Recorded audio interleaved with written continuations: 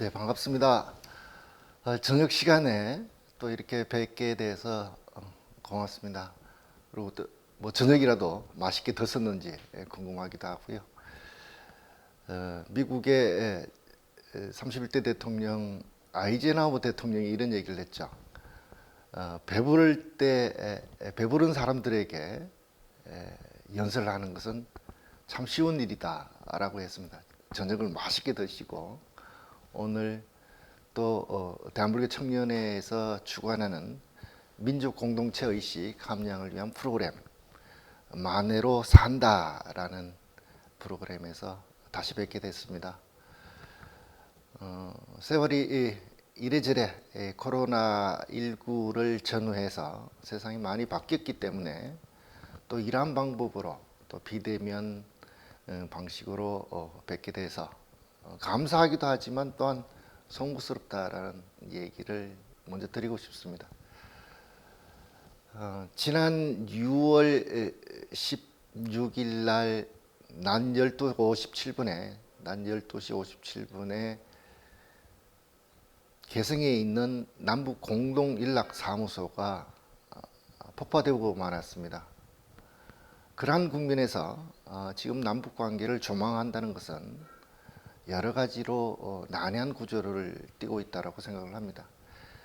또한 그나마 기대할 수 있는 것은 새로운 통일부 장관이 오셨고 또 외교 안보 라인도 교체를 하면서 분위기를 반전시키고 있기 때문에 남북 관계가 개선될 것이다라고 생각은 합니다만 아직까지 암울한 그런 시간을 맞고 있습니다. 또한 최근에 우리 어업지도선 공무원이 피살되면서 이렇게 남북 간의 경색 국면이 고조되지만 또 다른 측면으로 또 생각할 수 있는 여지도 남겨두고 있다고 생각을 합니다. 그러한 측면에서 오늘 대한불교 청년회에서 주관하는 민족 공동체 의식 함양 프로그램은 어려울수록 또 더 다가가야 하는 몫이 있기 때문에 소중한 시간이라고 생각을 합니다. 그래서 오늘 제가 이야기 나누고자 하는 대목은 만해선사가 개성으로 간 까닭은 무엇인가에 대해서 찾아보려고 합니다. 만해선사께서 정말 개성으로 갔을까? 이라는 의문도 있을 것이고요. 또한 만해선사께서 개성으로 가서 도대체 무엇을 하였는가? 그리고 개성이 주는 우리 남북관계, 특히 우리 역사에 있어서, 특히 고려의 역사에 있어서는 개성은 한반도 역사의 핵심이었고 또 중심이었기 때문에 개성을 찾아가는 것도 좋다고 생각을 합니다. 1950년 한국 전쟁이 일어나고 또는 해방 전국에서 개성에서 이 남쪽으로 오신 분들의 생각을 좀 여쭤보면 이런 얘기를 합니다. 나는 개성보다 개성 사람이라면 좋겠다. 나는 개성 사람이야. 이렇게 얘기를 합니다. 그래서 개성 사람들은 개경이라는 예적, 그 찬란했던 고려의 모습으로 자신들을 바라봐 주기를 원하는 대목에서 고려에 대해서 의미를 가질 수 있을 것 같습니다. 만해선사의 개성으로 간 까닭은 하나입니다. 1910년 8월 22일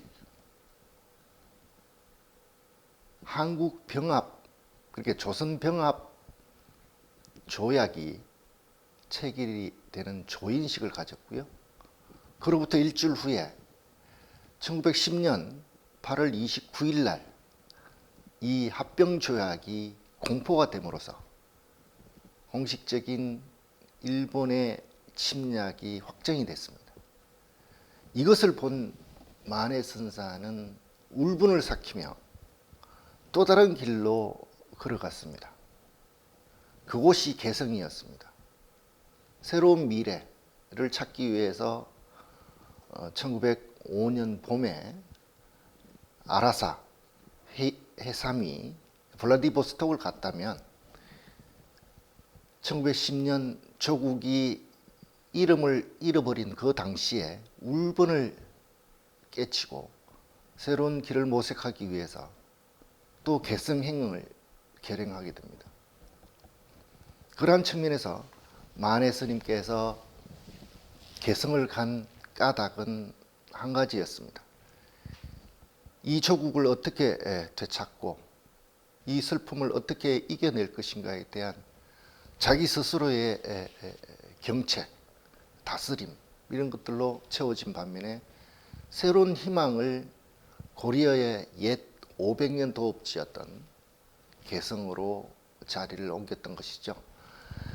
실제로 만해 스님의 개성행은 기록으로 많이 전하지 않습니다.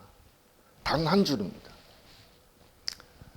당신의 한용운 전집에 보면 1910년 9월 20일 경기도 장당군 화장사 화산강숙에 교수로 취임했다라고 스스로 개성행을 밝혀두고 있습니다.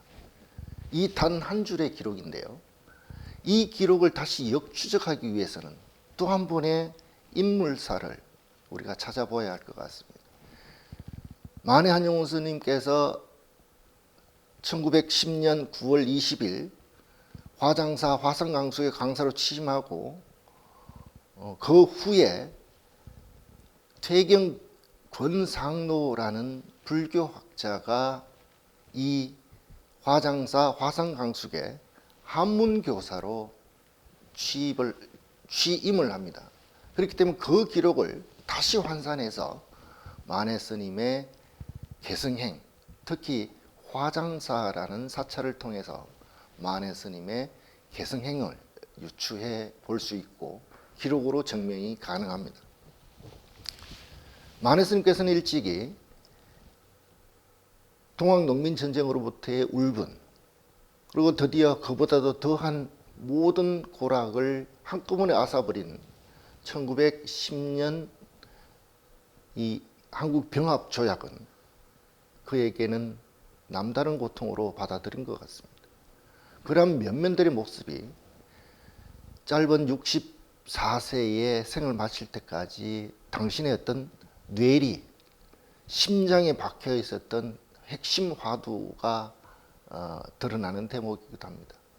우리들은 님의 침묵이라는 모습으로 님은 조국이다, 부처님이다 이렇게 다 표현을 하지만 실제로 만해 스님이 상상했던 그 울분의 모습을 반추하기 위해서는 오늘의 얘기거리인 만해 스님의 개성으로 간 까닭은입니다. 이 기록은 역사적 또는 시대상에서 볼 수 있는 하나의 어떤 측면이 있을 것 같고, 또 하나는 만해 선사의 기록을 통해서 엿볼 수 있는 대목인데요. 어디서 무엇을 할 것인가에 대한 주제가 있을 것 같고, 또 다른 측면은 거기서 도모했던, 소위 말해서 개성 화장사에서 만해 선사가 도모했던 내용을 무엇으로 볼 수 있는가의 후손들의 입장이 상충되고 있습니다. 그래서 오늘의 주제는 그러니까 후대의 목소리보다는 만해 선사께서 직접 고뇌했을 것이다라는 얘기를 가지고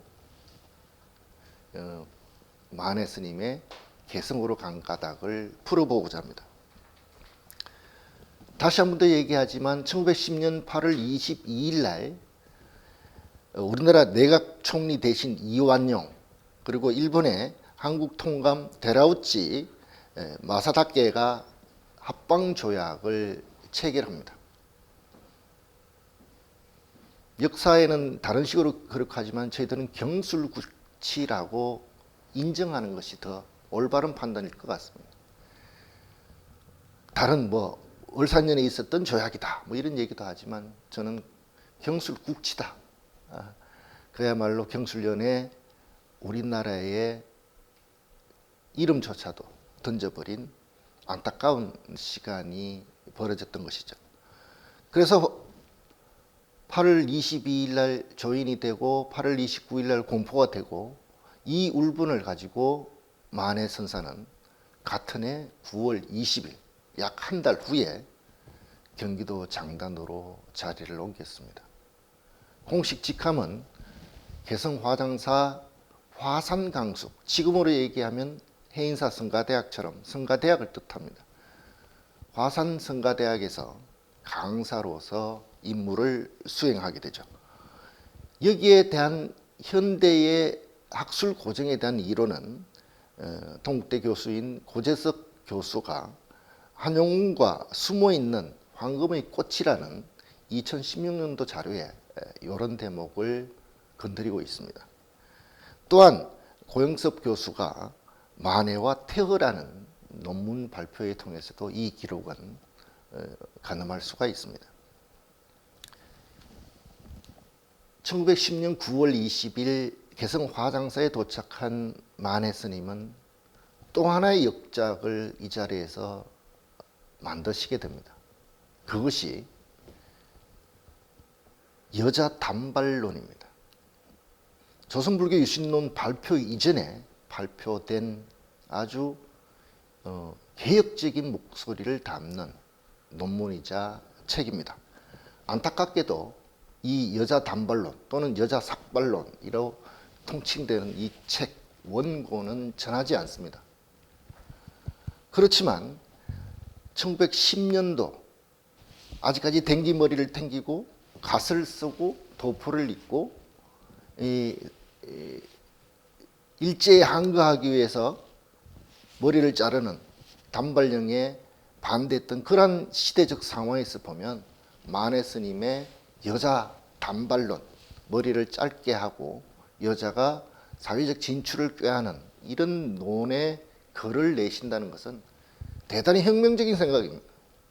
그래서 저는 만해 스님을 이 대목을 통해서 혁명의 별, 만해 선사다라고 감히 얘기를 하고자 합니다. 긴 머리를 싹둑 자르고 그렇게 댕기머리를 싹둑 자르고 여자의 간편한 모습을 요즘은 얘기를 하면 그 짧은 쇼컷 헤어스타일을 추천하신 거죠. 댕기머리 징징 내리면서 오매 속 길면서 그 불편한 여자분들의 생활상을 지금 같은 모습으로 해서 경제적인 활동 또는 사회적인 활동에 여성의 참여를 독려한 대한민국 최초의 논문이자 글이라고 생각을 합니다. 만해 선사께서 화장사에서 그러한 역할을 하면서 화장사 옆쪽에는 원통사라는 비구니 스님 절도 있었고요. 또 주변에 개성 주변의 사찰들의 학구열을 화장사 화산강숙에서 만해 스님이 채워놓았던 것이죠. 후일에 이러한 부분을 담아서 퇴경 경상무 선생님께서 여기에 화산강숙 한문교사로 취직을 하면서 그러한 내용이 지금까지 전해지는 대목이죠. 이러한 만해 선사의 개성행은 짧은 대목이지만 실제적으로 군데군데에서 조합을 해보면 또 다른 만해 선사의 개성에 간 이유가 드러날 것 같습니다.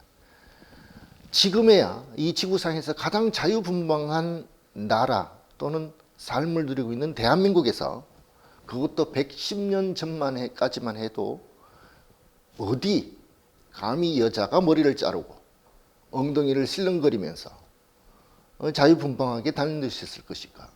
이 고민은 상상도 못했던 시절이죠. 그 시절에 지금으로부터 110년 전에 만해 선사는 이미 그러한 자유분방함을 주창한 자유인이자 개혁가자 혁명가적 모습이 만해 선사를 통해서 투영할 수 있습니다. 이 지금부터 그 역사의 현장으로 들어가 보도록 하겠습니다. 역사적 사건의 시점은 1910년 8월 22일 한국 병합 조약으로부터 시작이 됩니다. 일본 말로는 조약구라고 이렇게 덜떨어진 얘기를 하죠. 그래서 이 조약, 불평등 조약, 경술 국치에 따라서 만해 스님은 개성행을 선택했습니다. 그 첫 번째 간 곳이 지금의 개성특별시 개풍군 화장사입니다. 이 화장사는 고려의 역사에서 보면 인도 성녀인 지공, 그리고 지공의 제자인 나홍화상, 그리고 지공 선사로부터 가르침, 그리고 조선불교의 태두라고도 할 수 있는 무학 자초 스님까지 오롯이 이 세 분의 삼화상이 머물렀던 곳이 개성화장사입니다. 개성화장사에 대한 다른 면도 추정이 가능하지만 지난 6.25 전쟁 이전까지만 해도 개성화장사는 개성 지역을 대표하는 사찰로 자리하고 있었습니다. 서두에서 제가 얘기했듯이 개성 사람들은 개경 사람이라고 불러주는 거 좋아했고요. 이 개경 사람들은 매년 봄이 되거나 추수가 끝난 다음에는 개성에 있는 성벽, 바로 참성이라는 성벽이 있습니다. 이 성벽을 밟는 성벽 밟기 행사, 북성돌기라는 민속 행사를 가졌습니다. 우리 근대의 수필가이자 학자였던 유달령 선생의 황무지 천마산이라는 책에 이 대목이 꼼꼼히 적혀져 있습니다. 그래서 그러한 민속적 모습도 개성화장사에서 출발해서 하루 동안 또는 나이 좀 드시거나 다리가 불편하신 분들은 3일, 4일에 거쳐서 개성 천마산에 있는 관음사, 대흥사에 도착하는 일정으로 성벽 밟기, 북성돌기가 있었던 것이죠. 이 문화도 다시 개성에서 복원해야 될 민속 문화재이기도 합니다. 그 출발점이 개성화장사였습니다. 그런 의미에서 보면 개성화장사가 불교와 민속의 어떻든 출발점이자 어떤 한의 이정표를 제시하는 사찰로 설명드릴 수 있을 것 같습니다. 1910년에 대한 상황은 저희들은 지금 가늠할 수가 없습니다. 그렇지만 일제 36년간의 식민지 강제 정책에 의한 그 역사를 본다라면 얼마만큼 우리가 만해선사께서 판단하고 고민했던 바가 뼈저리게 느껴집니다. 이제는 다시는 그런 일이 없어야 된다고 얘기를 하지만 지금 또 일제잔재 청산이 안 되고 있고 우리 생활 곳곳에서 일제잔재의 어두운 그림자가 그대로 남아 있습니다. 그런 기록들을 지우기 위해서라도 이제 만해선사라는 새로운 인물, 한국의 표상처럼 생각할 수 있는 혁명의 별, 이분을 찾는 일은 젊은 청년부터 시작을 해야 올바른 역사에 이정표를 찍을 수 있다고 생각합니다. 영국의 유명한 학자이죠. 카일 라이스는 이런 얘기를 합니다. 약자는 길을 걷다가 장애물이 나타나면, 디딤돌이 나타나면 약자는 그걸 장애물이라고 생각을 하는데 강자는 그걸 도약의 발판으로 삼는 디딤돌로 여긴다라고 했습니다.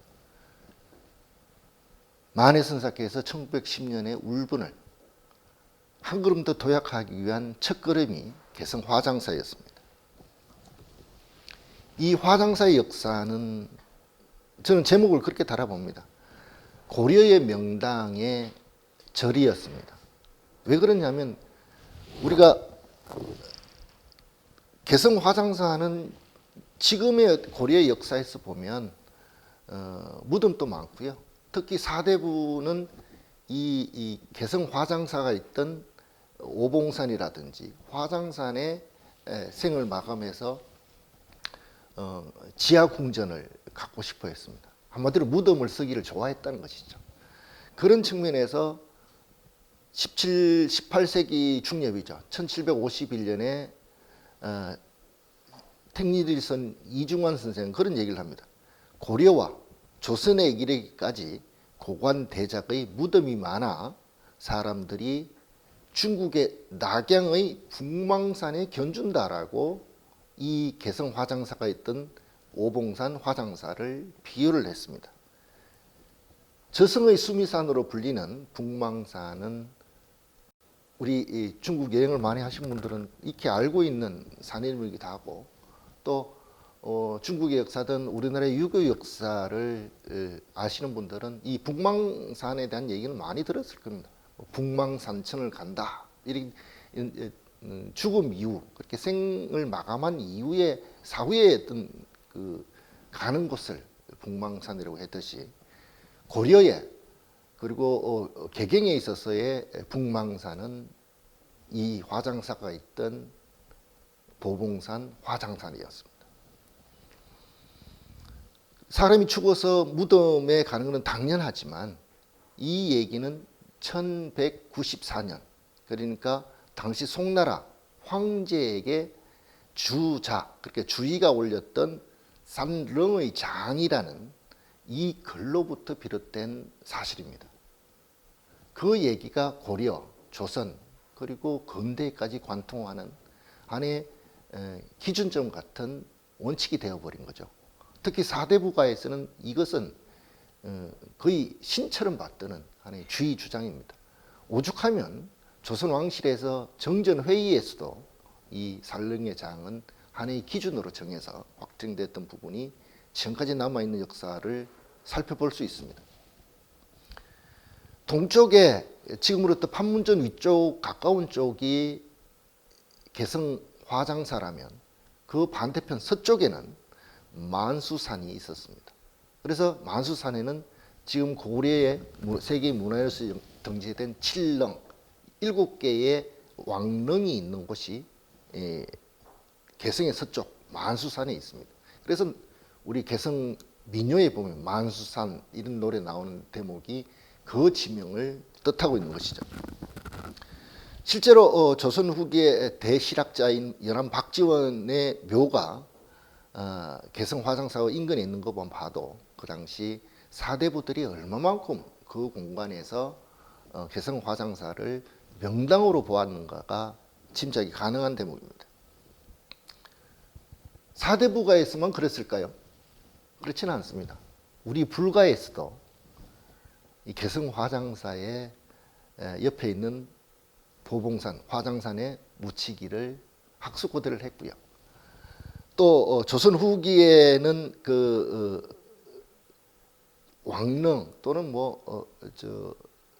굳이 서울로부터 100리 이내의 왕의 무덤을 쓰는 것 같이 또는 그 왕비라든지 비라든지 이런 분들이 묻히기를 이곳에 선호했다고 합니다. 그래서 경릉에는 문종, 고려 문종의 경릉이 있고요. 눌목리에는 고려 숙종의 능인 영릉까지 존재를 합니다. 실제 개성 화장사가 있는 이 사찰, 특히 지역은 13세기 중엽의 인도 성녀죠. 지공대사께서 이 종령에 이렇게 종령 부도에 묻히면서 더욱더 불교계에는 사후의 세계의 명당으로 자리하게 됩니다. 더욱이 여기에 구한말에 만해 한용운 선사의 발자취까지 있다면 우리는 그곳을 찾아보는 하나의 또 다른 이유가 생길 것이죠. 개성 화장사는 이름을 여러 갈래로 바꾸게 됩니다. 실제적으로 개성 이야기는 2000년 6월 달에 북녘 사람이죠. 개성에 있는 교수인 송경록이라는 사람이 개성 이야기를 책을 냈어요. 우리 남쪽에서도 출판이 됐지만 그 책에도 현존하는 사찰로 기록을 했습니다. 왜 그러냐면 1980년대에 김정일 국방위원장의 지시에 의해서 북한 전역에 대한 사찰이 재복원되고 보수 또는 수리가 됐어요. 그때 이 화장사도 수리를 했는데, 근데 안타깝게도 1990년 말에 이 사차는 화재로, 봄에 일어난 화재로 모두 소실되고 맙니다. 그 현장을 답사하지 않는 개성사람, 북녘사람입니다. 북녘사람 송경록은 2000년 6월 달에 책을 내면서까지 현존하는 사찰로 기록하는 오류를 남게 됐습니다. 그러면 제가 설명을 하지만 지금 어떻게 되어 있느냐가 궁금할 겁니다. 지금은 없는 사찰입니다. 사찰 건물이 없다는 것이죠. 폐사지로 남아 있습니다. 다만 사진에서도 볼 수 있겠지만 지금은 그 화장사 틀을 지키고 있는 그 관리인 집, 기역자 집이 한 채가 남아 있는 것이 유일하게 현존하는 건물이고요. 본래 30여 채가 있던 화장사의 건물은 완전히 사라지고 석조물인 지공화상의 부도, 그리고 여러 개의 비석과 부도탑이 있는 것이 현재의 화장사의 모습입니다. 이 안타까운 일은 1950년 12월 25일 미군이 그렇게도 고대했던 성탄일이에요. 크리스마스 날 미군이 여기를 폭격해버려요. 흔적도 없이 사라졌던 건물이 1980년대에 김정일 국방위원장에 의해서 다시 복원이 된 것이죠. 실제로 최근에 조계종 민족공동체추진본부와 남쪽의 도서출판 양사제가 힘을 합쳐서 북한 전통사찰 도록을 복원했는데 보면 폐허로 기록되어 있습니다. 그것을 통해 보면 개성 화장사의 기록은 많이 혼재되고 있습니다. 어떤 사람은 현존한다, 어떤 사람은 없다. 그렇지만 최근 그렇게 2010년에 발간된 양사제의 전통사찰 도록을 우리가 관찰해 보면 폐사지로 남아 있는 것이 확실합니다. 그럼에도 불구하고 남녘의 인터넷을 비롯한 몇몇 책에는 현존 사찰로 기록되어 있는 그런 오류를 갖고 있는 것이죠. 이 개성 화장사에는 특히 이 38선 위쪽으로 화장사 이름이 너무 많습니다. 그래서 그 기록을 정리하는 후대의 목도 헷갈리는 게 마련입니다. 개성 화장사를 지금 얘기하고 있는데요, 그 옆에 있는 구월산에도 화장사라는 유명한 사찰이 있었습니다. 그리고 지금 우리가 평양을 가게 되면 첫 발걸음으로 도착하는 평양 순안공항, 그렇게 옆에도 화장사가 있었고요. 평안북도에도 화장사가 있고요. 강원도에 가면 통천군 옆에도 또 유명한 화장사가 있습니다. 이 북한 지역에만 5대의 명찰이 화장사 이름을 갖고 있어서 기록하는 사람들은 헷갈리기 마련이죠. 그런 점을 감안하더라도 좀 꼼꼼히 역사를 보면 또 다른 측면이 있습니다. 지금 오늘 얘기는 만해 한용운 스님께서 개성으로 간 까닭은이라는 주제를 가지고 계속 얘기를 하고 있습니다. 만해 스님이 개성으로 간 시기는 1910년 이후입니다. 그 1910년의 역사적인 기록은 한국이 일본에 병합되는 조약으로부터 시작을 했죠. 그렇게 해서 한국, 특히 대한제국이라는 이름은 역사 속에서 사라지게 됩니다. 그 울분을 이겨내기 위해서 2010년, 그러니까 그해 9월 20일 날 개성으로 만해 스님께서 가신 거죠. 그 만해 스님께서 발걸음을 옮겼던 개성 화장사에 대한 얘기를 지금 하고 있습니다. 민족 공동체의 부분의 한 축을 담당하는 것이 역사고, 또 한 축이 우리나라 사람들이 만들어 놓은 이념적 토대입니다. 일명 얘기하면 이데올로기죠. 사실은 우리가 배고프다, 기쁘다, 슬프다 이 모습보다도 사실은 역사의 한 줄기, 분명하게 객관성을 갖고 있는 역사의 한 줄기와 그 역사 속에서 탄생한 이데올로기의 문제는 사실은 인간의 삶의 가장 중요한 토대일 수 있습니다. 자칫 우리는 배가 불러야 산다고 하지만 사실은 배고픔보다도 더 중요한 부분이 이념과 가치입니다. 그런 이념과 가치를 만해 한용운 선사는 개성 화장사에서 다시금 당신의 모습을 비추어냅니다. 개성 화장사가 여러 곳에 사찰 이름이 있다고 금방 얘기 드렸듯이 그렇게 평안북도의 화장사 같은 경우는 실제적으로 지금도 전해져 오는 문헌들이 그곳에서 인출, 인경, 인쇄되었다라고 하는 명찰이기도 합니다. 그런데 북측 지역에만 6개 명찰이 있는 반면에 화장사의 이름을 갖고 있는 명찰이 있는 반면에 개성에 있는 화장사는 역사와 지금까지 문헌적으로 보여지는 내용은 가장 우선한 그런 사찰이라고 설명드릴 수 있을 것 같습니다. 화장사의 본래 이름은 계조암 또는 계조굴로 첫 등장을 합니다. 1530년 신정동국 여지성남에 처음으로 기록된 내용입니다. 이 문헌에서는 이렇게 표현을 하고 있습니다. 지공대사죠. 지공이 처음에 이터를 보고 크게 절을 지어 마침내 큰 총림이 되었다. 불전과 성당의 제도가 매우 굉장하여 매년 여름이면 원문에서는 중이라고 표현하지만 저는 성녀라고 표현하겠습니다. 매년 여름이면 성녀들이 모여 참선하는 것이 양주 회암사와 어금버금하다. 이 절에는 지공이 가져온 서축 폐엽경도 있어 지금까지 전해진다라고 했습니다.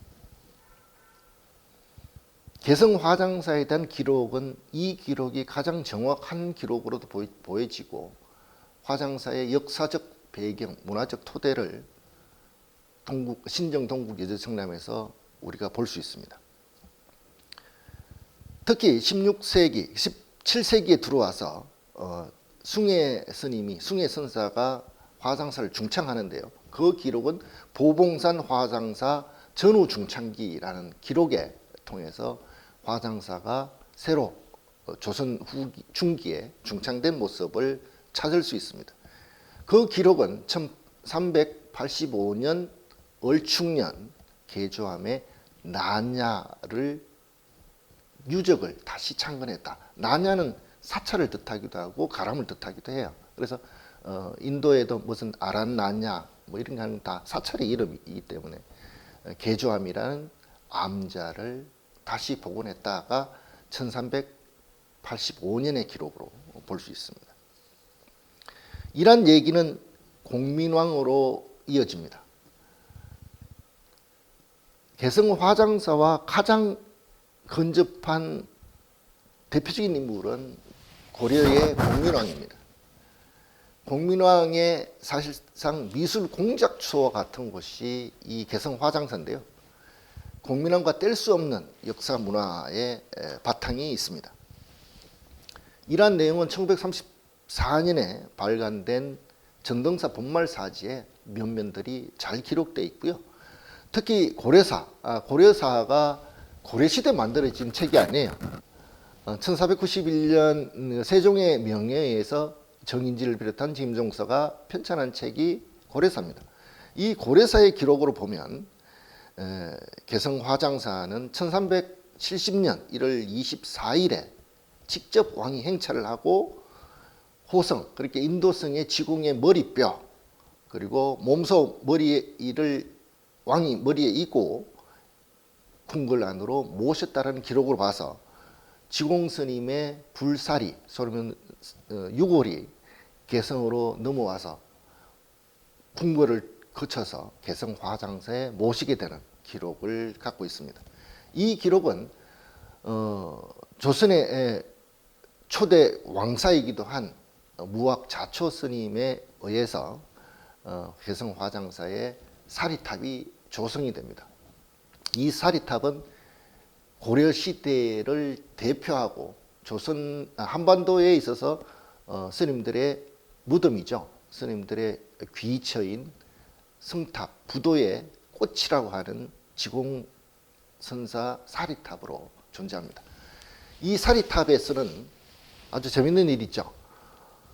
2008년 8월 8일 저녁 8시에 중국 베이징에서는 베이징 올림픽이 8시를 기해서 개막을 했고요.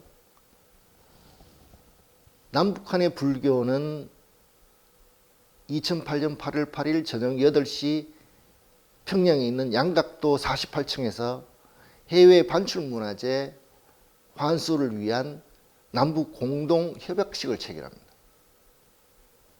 그 자리에서 제가 사회를 봤기 때문에 이런 당당한 자세를 제가 설명드립니다. 개성 화장사에 있던 사리탑, 철제 사리탑 그 안에 있던 사리가 일제에 의해서 반출이 됐어요. 이 반출된 사리탑과 사리가 지금 미국 보스턴 미술관에 가 있습니다. 이 미술관에 있는 개성 화장사의 유물 유적을 찾기 위한 남북 공조 사업이 2008년 8월 8일 저녁 8시에 평양 양각도 호텔에서 체결이 됐다는 것이죠. 이런 경우만 보더라도 화장사는 고려 시대에 있었던 절이 아니라 지금 또 우리와 같이 고뇌하는 현장의 사찰이다라고 설명드릴 수 있습니다. 고려사의 기록은 저희들이 보는 것보다도 건재한 기록이지만 실제적으로 공민왕과 그러니까 공민왕의 왕사였던 나홍선사에 의해서 다시 꽃을 피우게 됩니다. 사실은 화장사는 나홍선사에 의해서 만들어지고 다시 중창되고 꽃을 피웠다 해도 과언이 아닙니다. 어떻든 지공선사께서 인도성, 인도 스님이 지금의 베이징, 중국의 영경에 와서 법원사에 머물다가 우리나라에 넘어와서 금강산까지 참배를 했던 그런 인도성의 인물입니다. 그분의 목조상도 있고요. 그분의 후불탱화도 있고요. 그분의 사리탑, 부도가 있고 이렇기 때문에 지공스님과 나홍스님과 무학자초스님의 삼화상의 기록은 고스란히 개성에 있는 화장사에 남아 있습니다. 화장사의 이름은 역사 기록에서 여러 가지 이름으로 이게 표기가 달라요. 그래서 우리가 보통 이제 빛날화의 감출장자, 대장경 장자입니다. 이렇게 쓰는 화장사 공식명인데 다른 명칭이 한 서너 가지로 비칩니다. 필화, 그러니까 우리가 화엄경 할 때 화자가 아니라 꽃화자도 쓰는, 꽃화자가 쓰는 화장사는 봄에 가면 거기가 진달래가 지천이에요. 그래서 꽃이 아름다운 곳이다 이렇게 얘기할 수도 있고, 또 하나는 뭐냐면 감출장자를 써서 거기에 비밀스러운 보물들을 묻었다라고 하는 부분이 있어서 여러 가지로 사찰명은 기록되지만 동일하게 개성 화장사를 뜻하고 있습니다.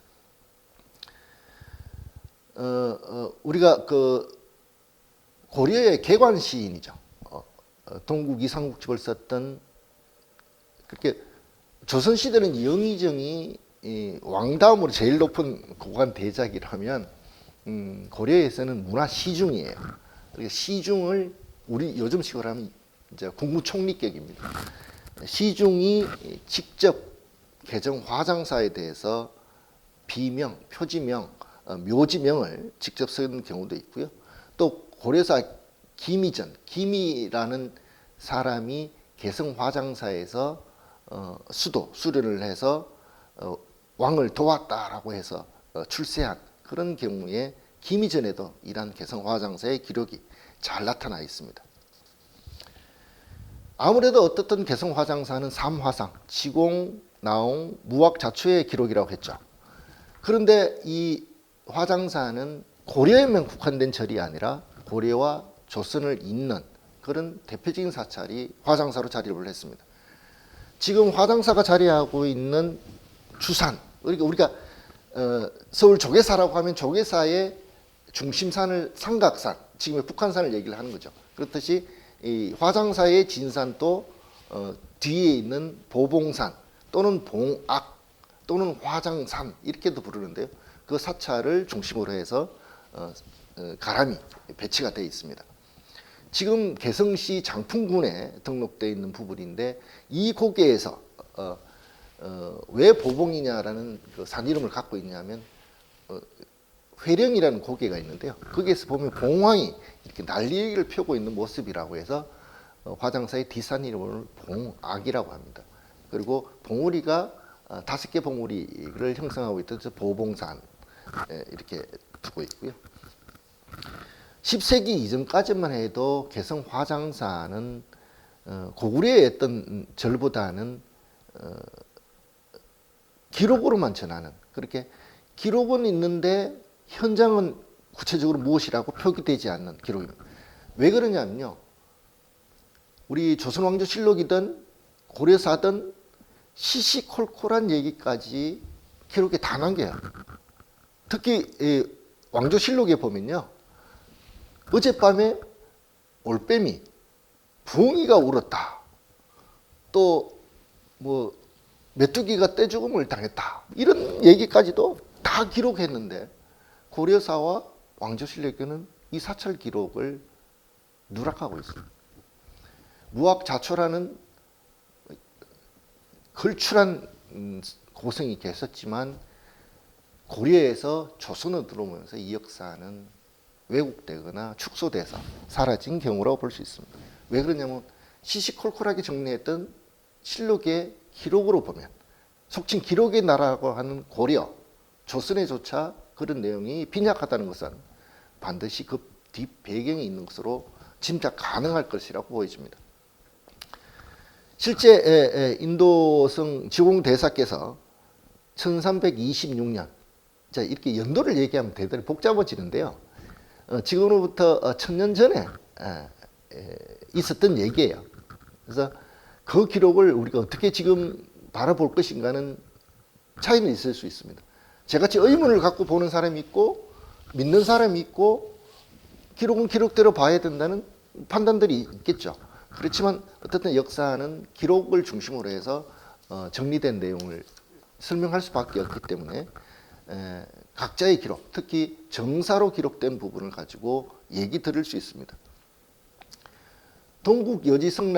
신정 동국여지성남이 1530년이라면 그보다도 30년 앞서서 1481년에 동국여지성남이 만든, 신정 아닙니다. 동국여지성남에도 이 사찰에 대한 기록이 등장을 합니다. 지공대사가 가져온 서축에 폐엽경이 있다. 또 지공화상에 등신불, 소조고상이 있다. 또 여기에는 우주전단으로 만든 목각향이 있다.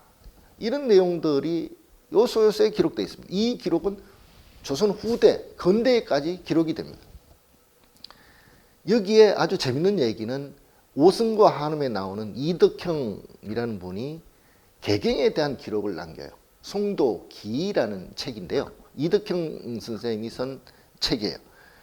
1629년에 개경 유수 때의 일인데 개성 화장사 대옹전 뒷벼랑에 큰 굴이 있는데 그 굴에는 묘두사라는 큰 뱀이 살았답니다.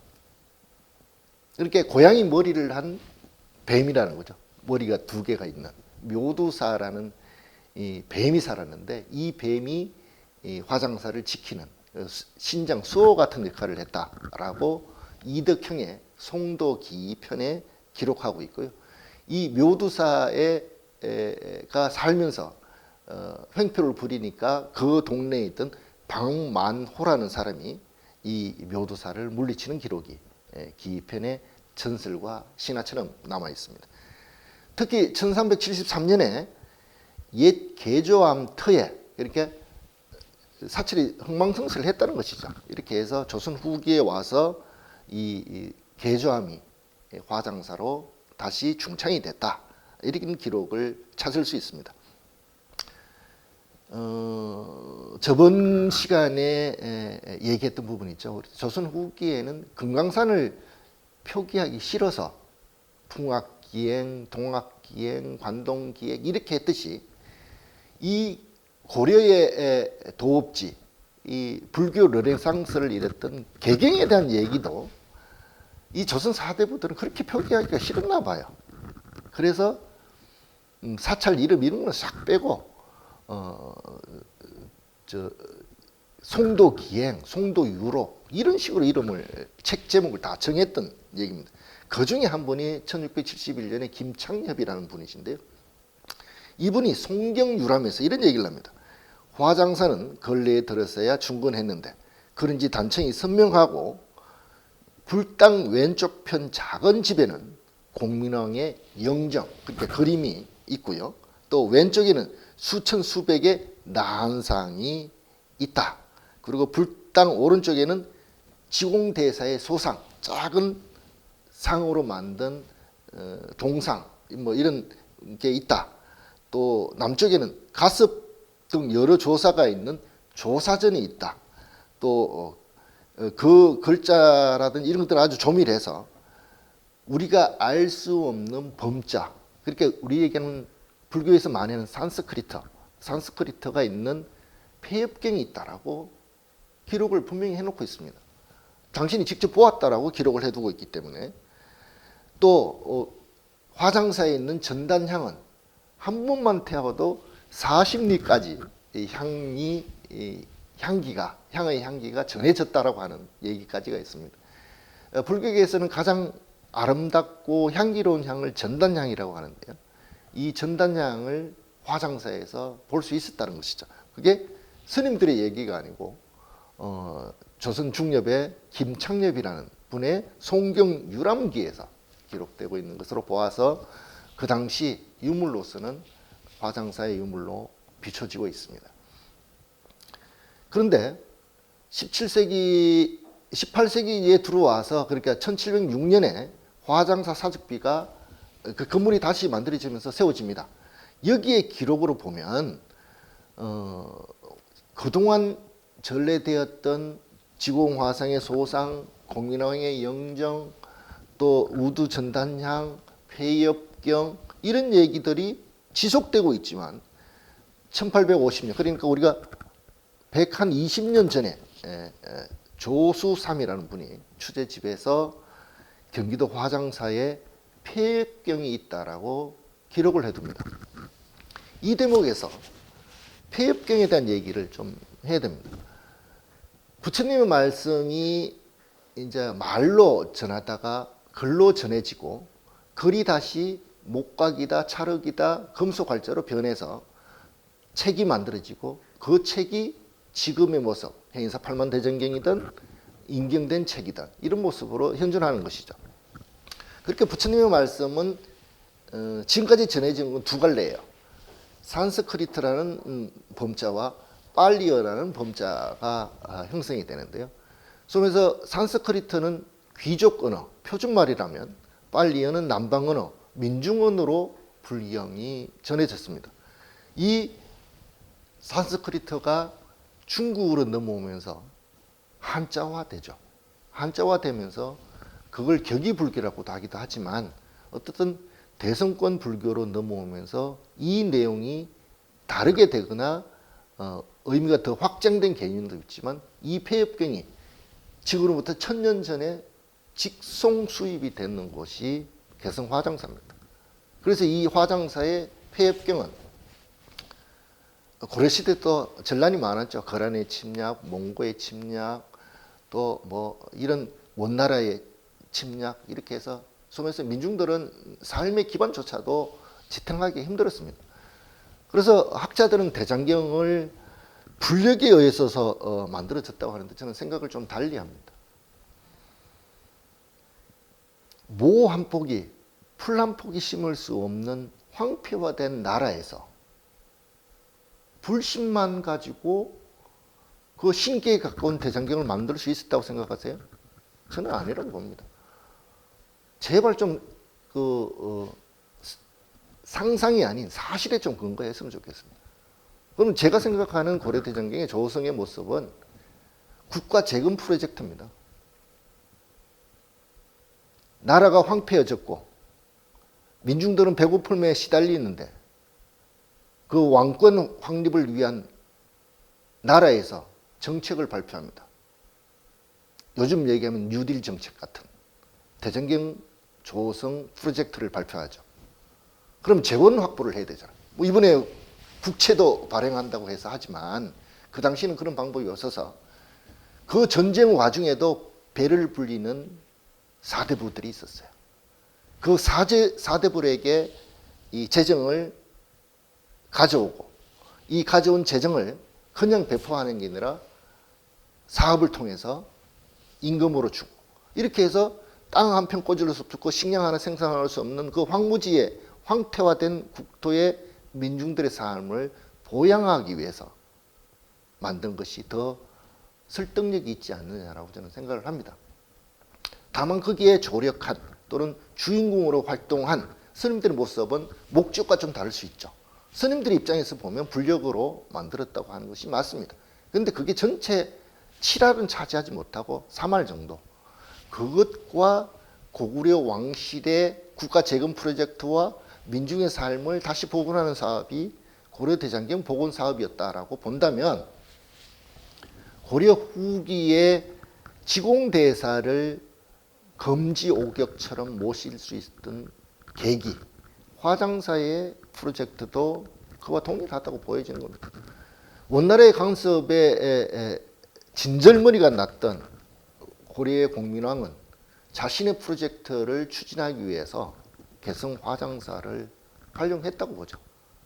그런데 자기의 천년의 사랑이던 노국공주가 난상을 통해서 돌아가시자마자 공민왕의 개혁 프로젝트는 멈추게 됩니다. 개혁 프로젝트는 멈추었지만 공민왕의 개성 화장사에 있어서의 예술적 세계는 또 다른 세계를 펼쳤다고 봅니다. 국가 경영에는 어찌 보면 중단할 수밖에 없는 한계가 왔지만 개성 화장사에서는 노국공주를 향한 그 천년의 사랑을 그림과 글과 또 작품을 통해서 만들었기 때문에 저는 감히 개성 화장사를 고려 후기의 미술관이다라고 존칭을 합니다. 그런 측면에 있어서 개성 화장사가 근대에 와서는 그런 무엇을 비춰질까가 제 관심입니다. 왜 그러냐면 오늘 주제는 저희들이 얘기의 범주는 만해선사, 특히 만해로 문화를 조망하는 일이기 때문에 그렇습니다. 제가 감히 생각하는 개성 화장사는 근대 불교 혁명의 발상지다라고 주장을 합니다. 왜? 만해선사께서 1910년 9월 30일 날 개성 화장사의 화산강숙의 강사로 취임하면서 여자 단발론이라는 혁명적인 일들을 했기 때문에 저는 발원지라라고 근대 문화에 조명을 붙이고 싶습니다. 거기에서 만해 스님은 근대 불교화의 전체적인 밑그림을 소면서 설계도면을 그렸다고 하는 것이 저의 타당한 주장이다. 또 저의 억지 주장이다라고 설명드릴 수 있을 것 같습니다. 그래서 만해 스님의 개성 화장사 행은 단순한 그냥 우리 학자들이 써놓은 도피성 이런 얘기는 감히 붙일 수가 없을 겁니다. 그래서 근대 홍대용이라는 분은 매일신보에서 이렇게 얘기를 합니다. 옛날 장단 화장사는 처맛 기석으로만 돌기만 해도 3천리래가 된다. 또 요즘 세상에는 사원도 그렇게 수천 건으로 지을 필요는 없겠지만 몇 층 단전집 좁은 터에다가 세워놓고 가다가 어쩌다가 다늘가 시주한 사람들에게 불공종 연불 소리를 들렸다라고 근대의 홍대용이라는 분이 기고한 글로 근대의 화장사의 모습을 볼 수 있습니다. 우리 개성 화장사 얘기를 하고 있습니다. 개성 화장사에 또 한 분의 인물이 있습니다. 연암 박지원 선생입니다. 1771년, 그러니까 1771년에 연암 박지원 선생이 화장사가 있는 보봉산에 올랐다고 합니다. 이 올라서 보봉산 정상에서 그게 동북 쪽을 바라봤는데 서기가 내려졌다고 합니다. 그 서기를 쫓아서 찾아가니 골짜기에 여기가 명당이다. 내가 살고 싶은 곳은 여기다라고 연암 박지원 선생이 합니다. 그래서 그때부터 동네의 이름이 연암골이라고 전해옵니다. 연암골에 자기 형제, 자식들까지도 연암골에 와서 다 살기를 합니다. 그런데 관에서 처음으로 관직을 내리게 되죠. 그 관직이 경상남도 함양군 함양군수로 자리를 하게 됩니다. 이제 군수를 이래저래 하고 10년 만에 다시 개성 화장사 인근에 있는 연암골에 와서 그런 얘기를 후일담을 남겨두고 계십니다. 연암골에 와서 처음으로 인간이 살만한 곳이다라고 수많은 글도 쓰고 직접 농사도 살던 그 시절을 회상할 때 적어놓은 글이 관직 10년 만에 눈이 어두침침해서 읽을 수가 없구나 라고 당신의 소회를 밝혀두고 계십니다.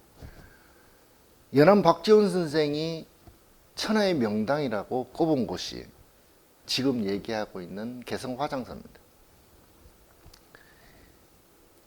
연암 박지원 선생이 미리 예견한 땅을 다시 보기 위해서는 우리는 개성 화장사를 다시금 둘러야 됩니다. 연암 박지원의 얘기를 다시 소환하지 않더라도 우리 개성 화장사에 대한 문화는 1671년 김창엽이라는 학자, 그러니까 송도 유기라는 책을 통해서도 찾을 수 있습니다. 김창엽은 개성 화장사를 이렇게 표현을 했습니다. 화장사에 가면 꼭 봐야 하는 보물이 있다. 첫 번째가 공민왕의 자화상, 그림이죠. 그리고 지공대사의 등신상, 소주상입니다.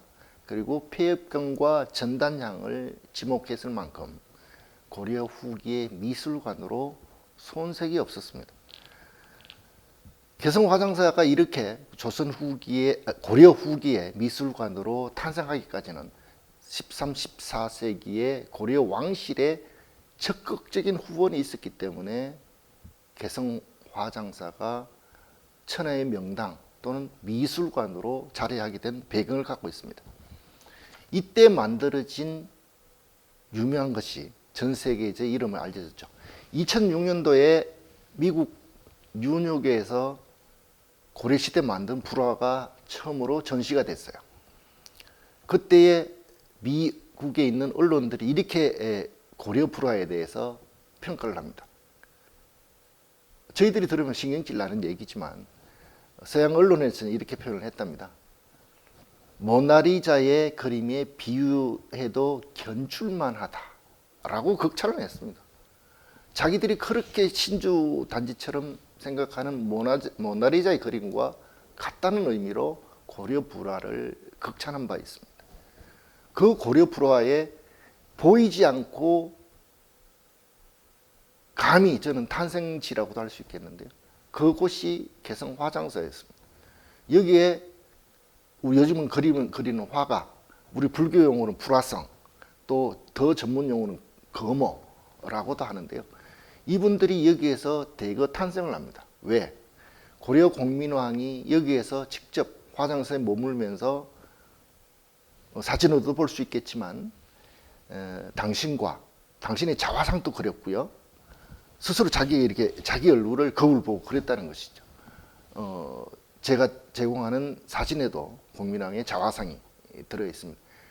이 자화상이 건대까지 있었는데 전란에 소실돼서 행적이 묘연합니다. 소실됐다고 봐야 되는 거죠. 그 자화상뿐만 아니라 당신의 천년 짝지 왕비였던 노국 공주와의 두 분의 그림을 자기가 스스로 그렸습니다. 그 그림도 사진으로 볼 수 있습니다. 그만큼 노국 공주와 공민왕의 러브레터는 화장사에서 이루어진 것으로 보여질 수 있습니다. 우리가 간송미술관에 있는 공민왕과 노국 공주의 초상이 있지만 그걸 직접 우리가 관장하는 방법은 종묘, 우리 종로 5관가요? 3관가에 종묘에 가면 우측 그 별실에 공민왕의 그 노국공주의 상이 비치가 돼 있어서 혹시라도 종묘에 내방할 수 있는 계기가 생기면 그 두 분의 초상도 관람하시는 게 하나의 묘가 아닐까 상상을 해봅니다. 왜 여기까지 갔냐 하면요, 고려 불화를 얘기하기 위해서 이렇습니다. 고려 불화는 한마디로 제가 설명한다면 저는 이렇게 표현합니다. 고려 불화입니다. 고려 불화는 그림에 그림자가 생긴다. 상상이 가능하신가요? 그만큼 고려 불화의 초마이크로 세계를 표현한 그림이 서양 사람들은 모나리자에 비견할 만하다고 했지만 저는 그보다 더 뛰어난다고 생각합니다. 그 고려 불화에 대한 얘기를 했던 것입니다. 1310년의 작품으로 등장하는 수월 관음도 같은 경우가 금방 그 미 언론, 그러니까 미국 샌프란시스코 아트 뮤지엄에서 처음으로 세상에 알려졌던 그런 내용입니다.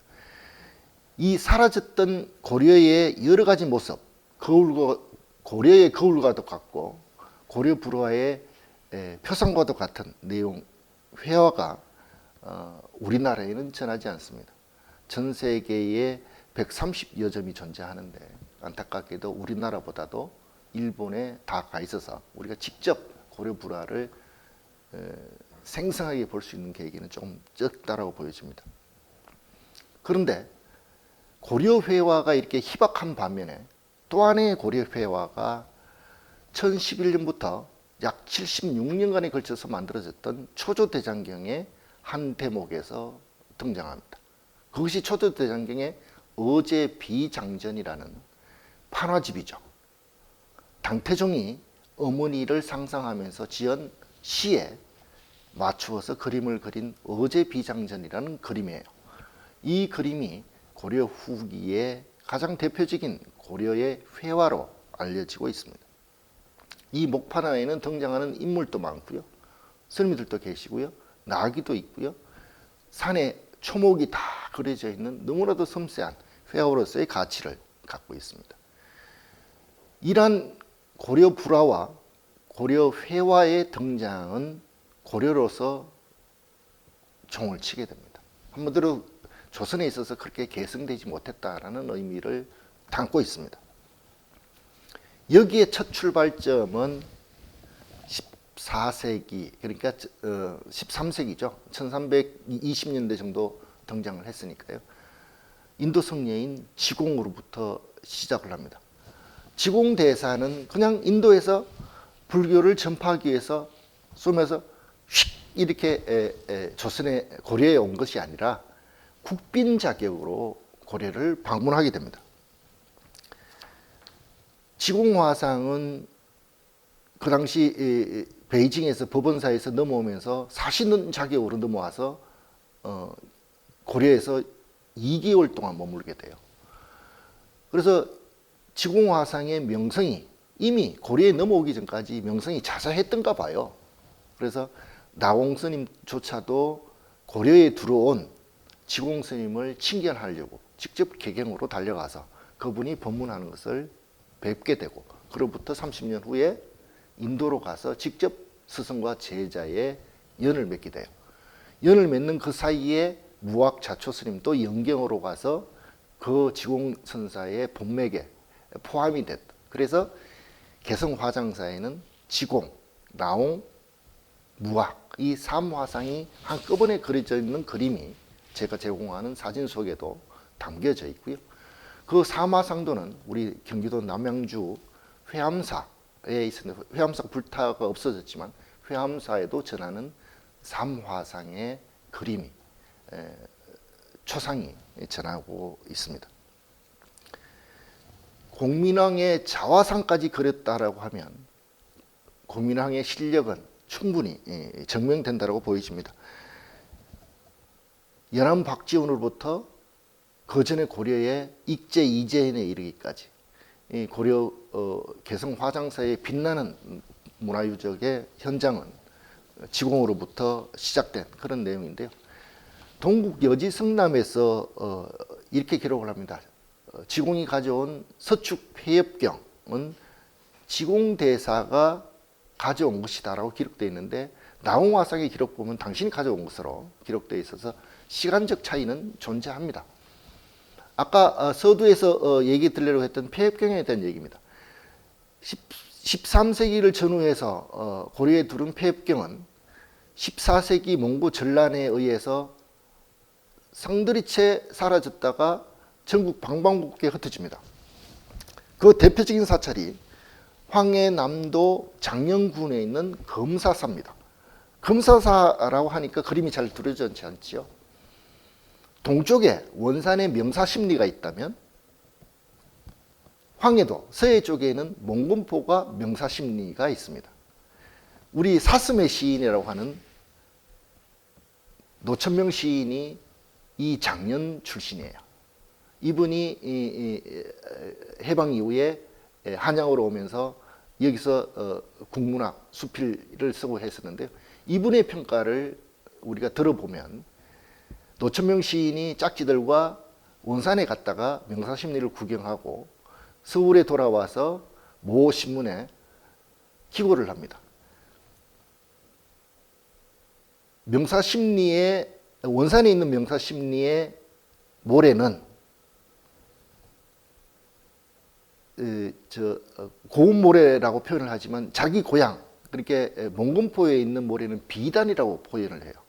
이렇게 똑같은 그 명사심리의 모래를 노천명의 시인의 그 얘기를 통해서 우리가 가늠할 수 있습니다. 그 명사심리가 몽금포 명사심리가 있는 곳에 대찰, 이 사찰도 6.25 전까지는 있었습니다. 검사사, 기록에는 검사라고 되어 있습니다. 쇠금자에다가 절사자, 검사라고 표현이 되어 있습니다. 여기에 다 모이게 돼요. 검사사에 모였던 기록은 뭐냐면 검사사에서 밀교 대장경이 조성이 됐다라고 하는 기록이 전하고 있습니다. 지금으로부터 5년 전에 서울 신림동에 가면 호림박물관이라고 있는데요. 호림박물관에서 수장고에서 밀교 대장경 열질이 복원이 되면서 검사사에 대한 기록은 전제합니다. 검사사에서 이 폐역경들을 모든 폐역경들을 모아서 그때의 내용들을 해서 지금에는 대구 팔공산 동화사에 소장되어 있지만 실제로는 동화사보다도 동화사가 있는 팔공산 앞쪽에 있는 비설산 유가사가 유가진은종의 종찰이에요. 여기에 폐역경이 전달될 가능성이 더 높았습니다. 왜? 유가진은종의 종찰이었기 때문에. 그래서 거기에 있던 유가진은종의 종찰이 1929년인가요? 그렇게 해서 일제 30 본산이 만들어지면서 동화사가 삭격을 갖추면서 동화사로 이전된 경우라고 볼 수 있고요. 또 영주 부석사에도 폐역경이 있고요. 서광사에도 폐역경이 이 폐역경들은 모두 검사사에서 유포됐을 가능성이 대단히 높다. 왜? 밀교 대장경을 보관했던 곳이 황해도 장년에 있는 검사사였기 때문에 그렇습니다. 이 폐역경의 출발점이 개성 화장사였습니다. 자, 더 앞선 기록은 지금의 평양 인근이죠. 그리고 구월산의 서북쪽 폐엽사라는 절에서 폐엽경을 모셨습니다. 왜? 사찰 이름조차도 폐엽을 뜻하는 폐엽경을 뜻하는 폐엽이라는 단어를 썼고 거기에서 30일 본산에 삭격을 갖추었던 절이 있기 때문에 그 기록도 존재하지만 그 기록조차도 결국 검사사라는 집약된 곳으로 모여서 폐역경이 전국으로 확산되었을 것이라고 유추 가능합니다. 이 얘기는 고려말 얘기로 거슬러 올라갑니다. 고려말에 이숭인이라는 사람이 도원집에서 이런 얘기를 합니다. 덕건대 전단 향나무 조각 불상이 서역 계빈국 나라에서 떠내려왔고 전설 같은 얘기 같죠. 근데 지금은 텅 빈 채 폐쇄된 정각만 있고 아마도 병진, 전란 속에서 파묻힐 듯하다라고 해서 이 전단향나무와 폐역경이 훼손된 그런 사실을 우회적으로 기록하고 있기 때문에 고려 지공화상에 의해서 개성 화장사로 넘어왔던 폐역경의 실체를 가늠하는데 혼선을 주고 있는 그런 대표적인 일입니다. 그렇지만 19세기에 이규경이라는 사람이 오주 연문 전상고에서 이래 얘기를 합니다. 화장사에는 폐엽경이 있는데 고려의 성녀 나홍선사가 서역에서 지공대사에게 직접 사살을 하고 가져온 경전이다.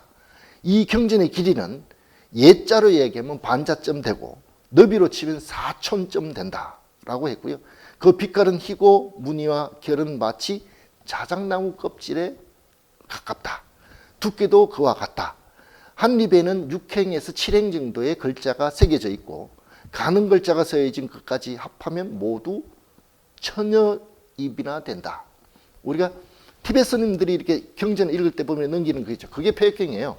그런 폐역경의 모습이 위아래로 두 군데 구멍을 뚫어서 실로 꿰맸으며 곁에는 양쪽으로 나무 조각을 떼어 꼭 끼워 맞추었다.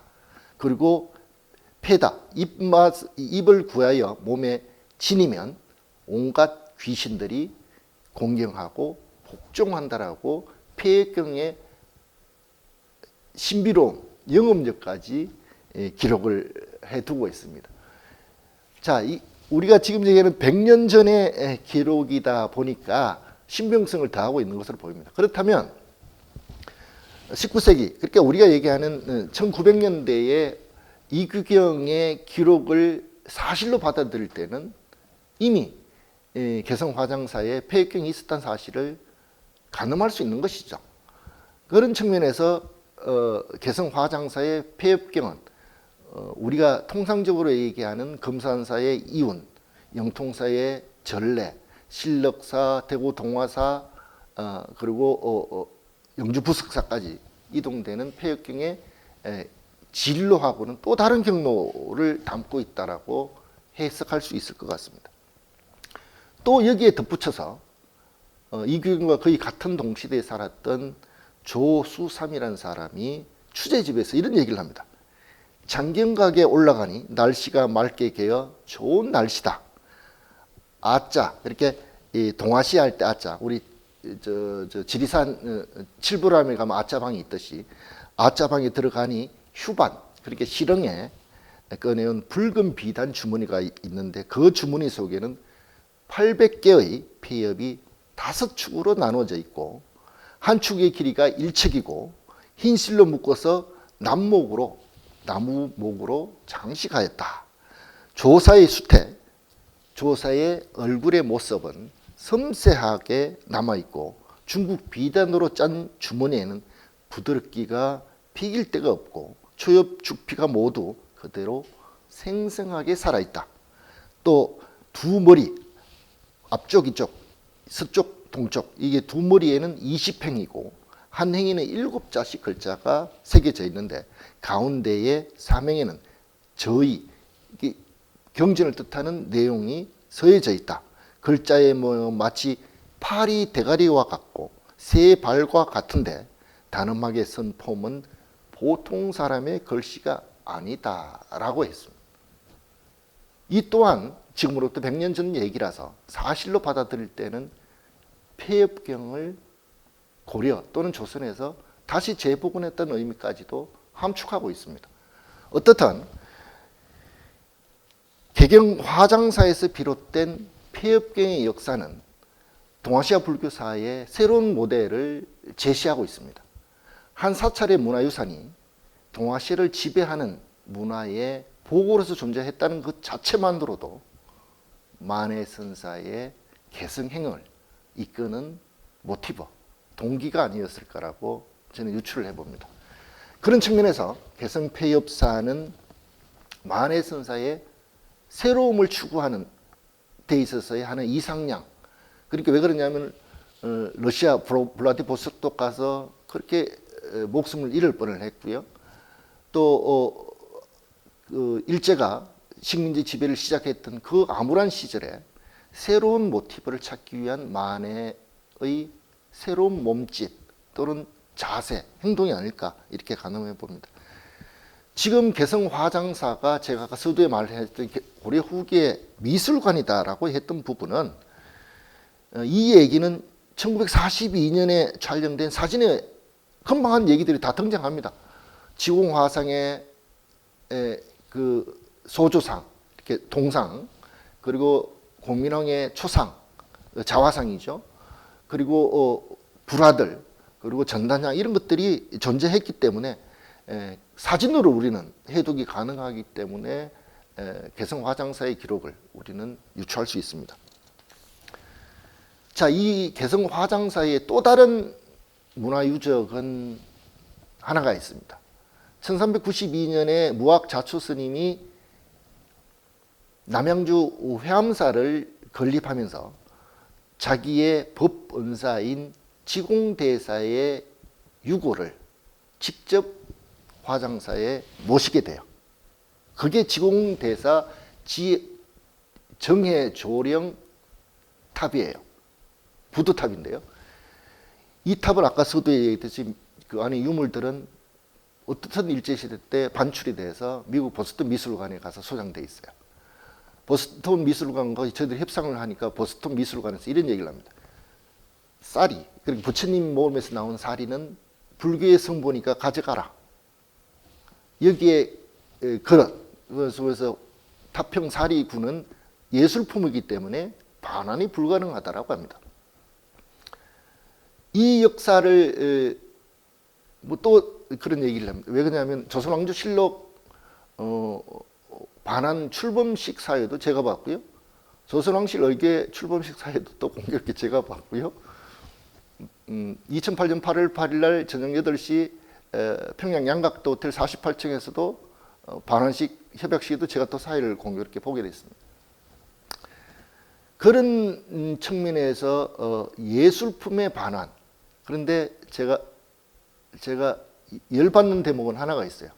우리 국립중앙박물관이 큰 실수를 하게 돼요.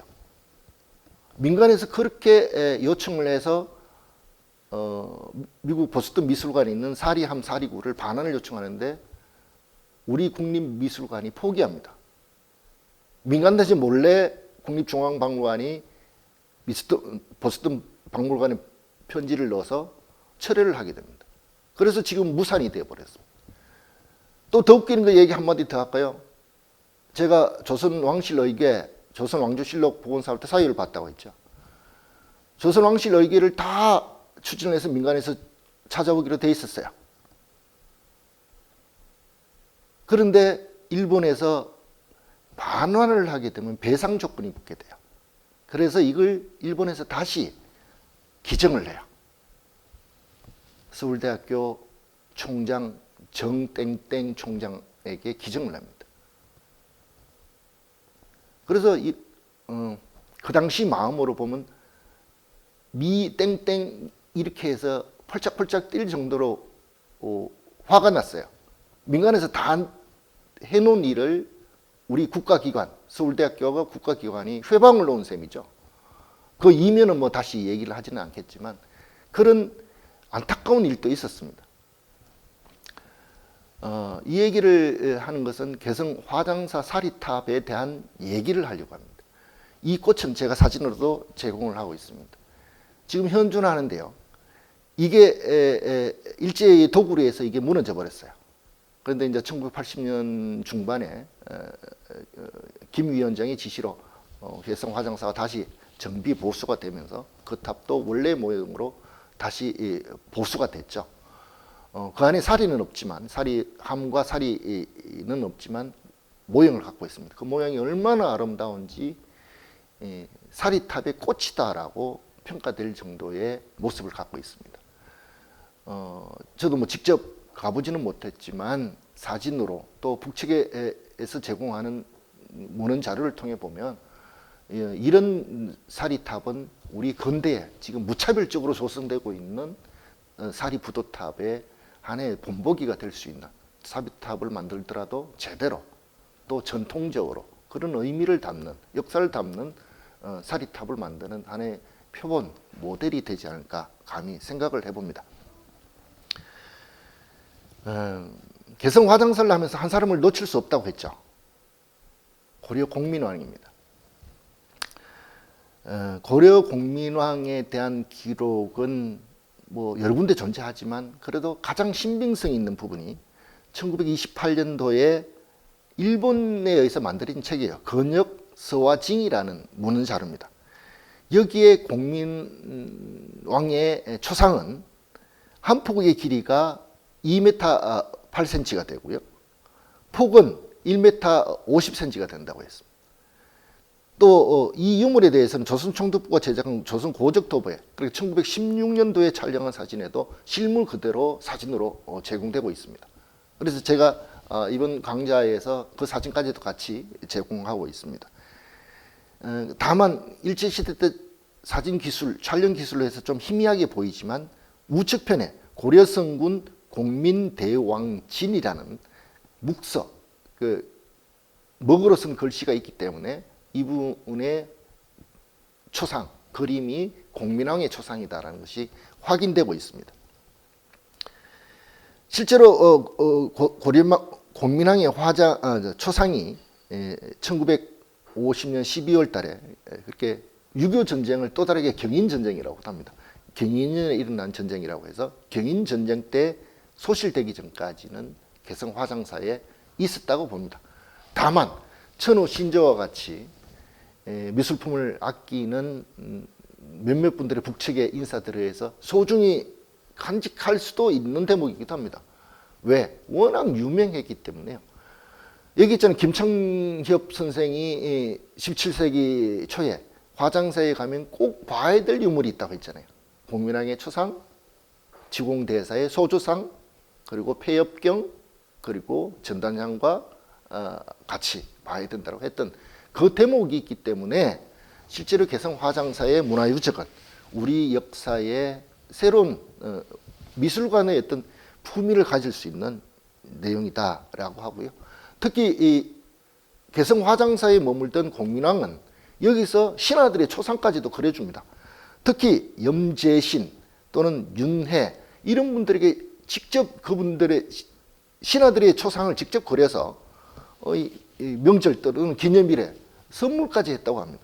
그런 내용이 동국 여지성남에도 기록되어 있고요.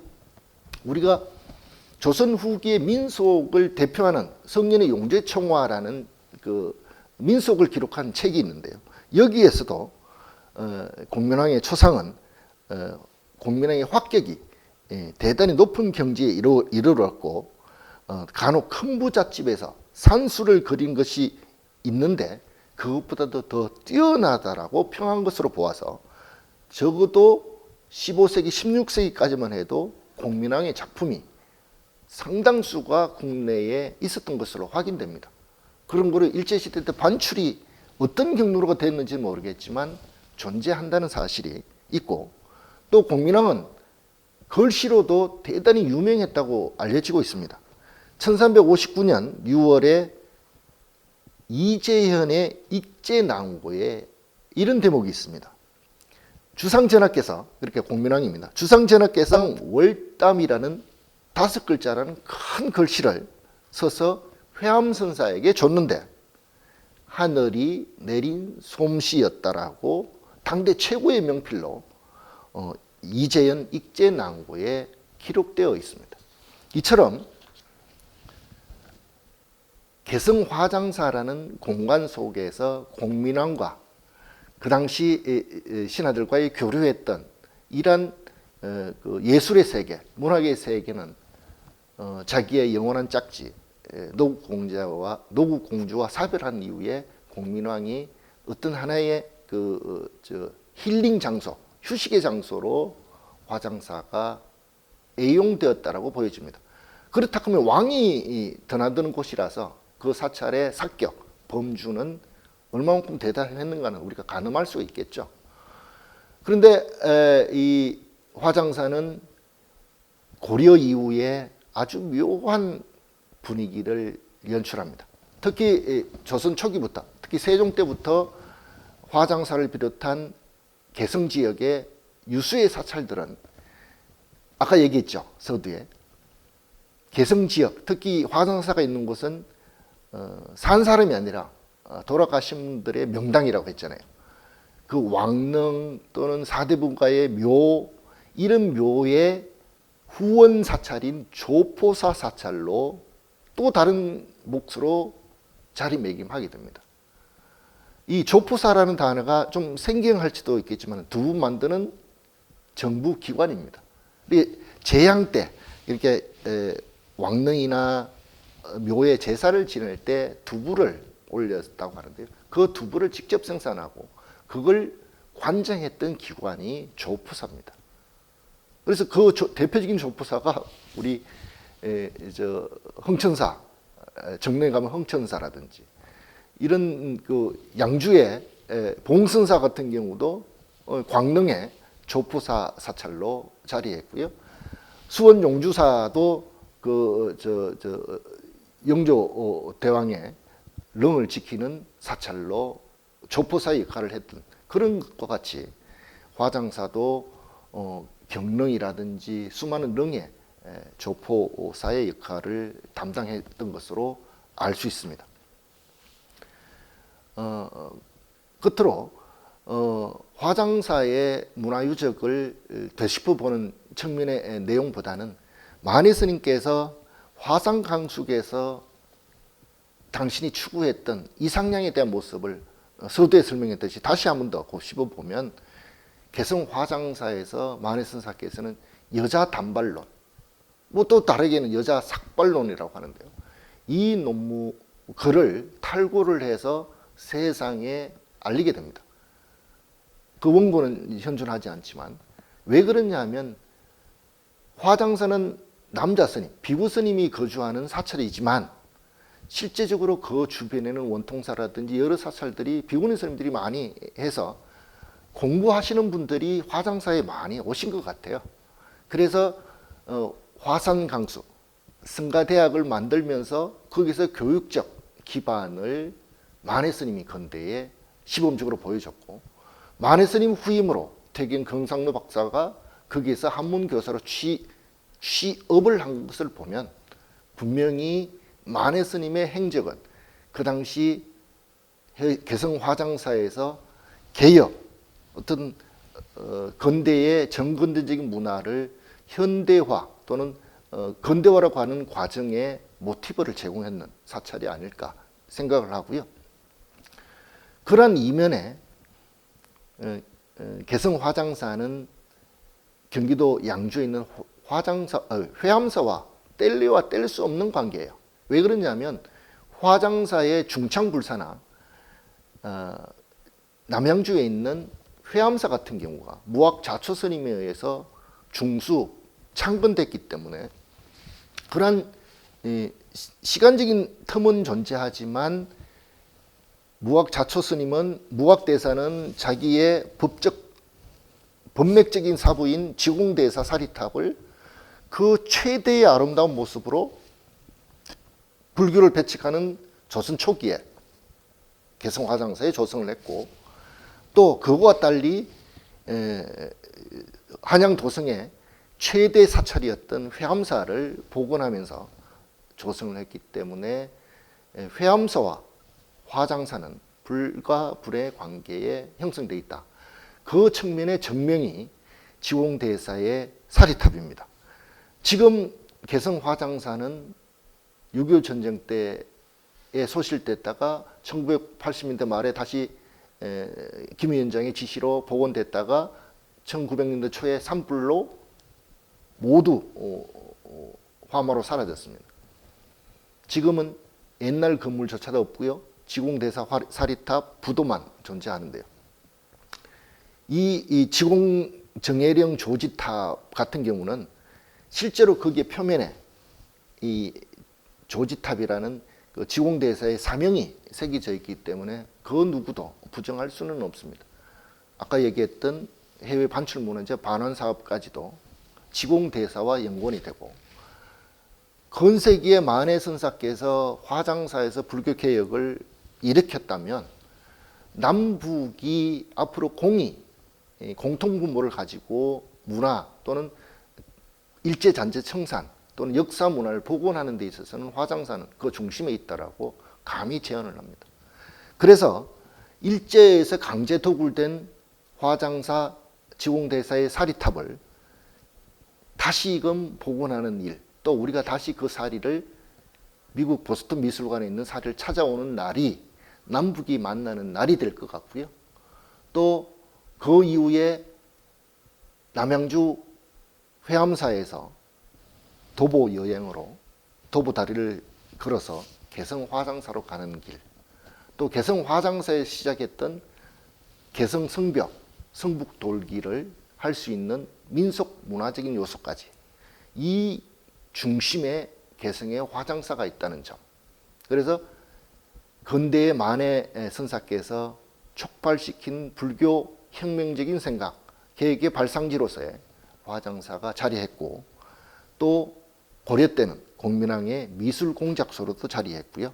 또 17, 18세기에는 문인들의 송도 유람기에 반드시 들어가는 핵심 코어, 명소로서의 개성 화장사가 자리했기 때문에 앞으로 통일의 시대 또는 남북 교역의 시대에 있어서, 교류의 시대에 있어서 개성 화장사는 우리가 다시 찾아가야 될 명소이자 통일되는 그날까지 개성 화장사를 잊지 않고, 특히 대한불교 청년회는 만해선사의 유지를 받들고 있는 단체이다 보니까 그런 역할을 대한불교 청년회가 일으켜 주기를 간절히 바라보는 그런 시간이 되었으면 좋겠습니다.